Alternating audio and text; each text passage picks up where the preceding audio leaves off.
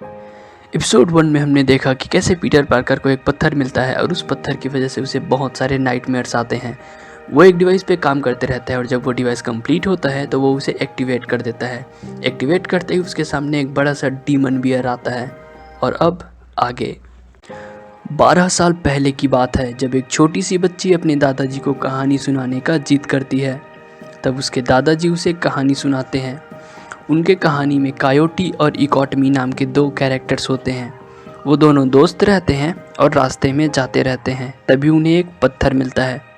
उनमें से कायोटी ये सोचता है कि ये पत्थर बहुत ही प्यारा है और वो उसे अपनी चादर दे देता है जिससे कि वो ठंड से बच सके। लेकिन जब वो आगे बढ़ते हैं तो ठंड और ज़्यादा बढ़ने लगती है। कायोटी अपनी चादर लेने वापस आता है, लेकिन वो पत्थर चादर देने से साफ इनकार कर देता है। कायोटी उस चादर को चुराने की कोशिश करता है, लेकिन पत्थर को गुस्सा आता है और वो पत्थर उसे मसल के रख देता है। अगर आप कायोटी को नहीं जानते तो ये मार्वल का एक ऐसा कैरेक्टर है जो स्मार्ट और क्रिएटिव होने के साथ साथ बहुत ही लालची है।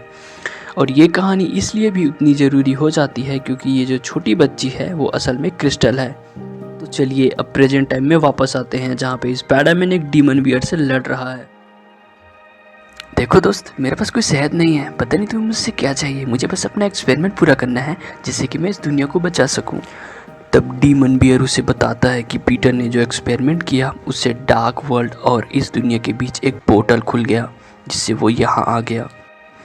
वो पीटर से कहता है कि तुम्हारे पास इस कॉलिजन को रोकने के लिए सिर्फ 3 दिन हैं और अगर तुम हार गए तो ये नाइटमेयर इस दुनिया को पूरी तरह से ख़त्म कर देगी।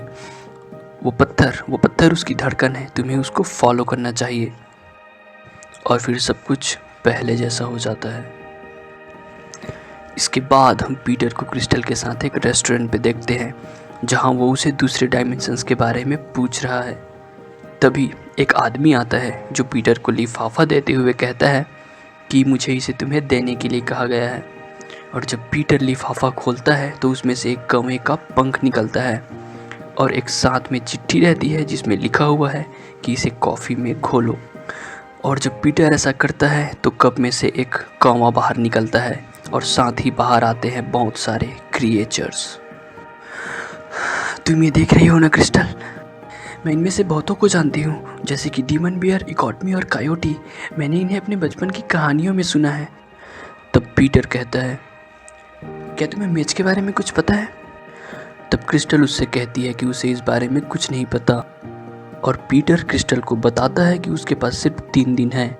वो डीमन बियर उसका मेज में इंतज़ार कर रहा है और बात करते करते वो दोनों घर आ जाते हैं। क्रिस्टल इस बारे में और अधिक जानना चाहती है, इसलिए पीटर उसे बताता है। जैसे ही वो इसके बारे में बताते रहता है, अचानक उन दोनों की आंख लग जाती है। और अगली सुबह जब पीटर उठता है तब वो हैरान रहता है क्योंकि उसे आज कोई भी नाइटमेयर नहीं आया था। वो देखता है कि पत्थर वहाँ बाहर पड़ा हुआ है। तुम यहाँ बाहर कैसे आए मेरे छोटे दोस्त? तुम्हें तो अंदर होना चाहिए। और वो उस पत्थर को साथ में रख लेता है। उसे टेबल पर क्रिस्टल का एक नोट मिलता है जहाँ लिखा हुआ है कि वो बाहर गई है। पीटर इस मल्टी डायमेंशनल गुत्थी को सुलझाने और मदद मांगने के लिए लॉस एंजलिस जाता है। वहाँ वो एक साइंटिस्ट से मिलता है और उसे पत्थर के बारे में सब कुछ बताता है। तब वो साइंटिस्ट पत्थर को एग्जामिन करती है और बताती है कि ये पत्थर इस यूनिवर्स का नहीं है, बल्कि ये मल्टीवर्स की सिमेट्री को आपस में जोड़ता है। वो बताती है कि इसके अंदर एक सिकनेस है जो बाहर निकलना चाहता है।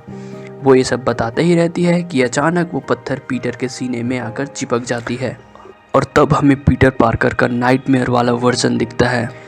ये सब देखकर वहाँ के गार्ड्स डर जाते हैं और वो पीटर पे हमला करते हैं। उनके बीच फाइट चलती ही रहती है कि अचानक फ़ोन की घंटी बजती है और पीटर सपने से जाग जाता है।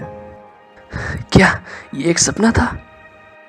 उसे अपने सीने में कुछ चुभन सी होती है और जैसे ही वो देखता है वो हैरान रह जाता है क्योंकि वो पत्थर अभी भी उसके सीने से चिपका हुआ है।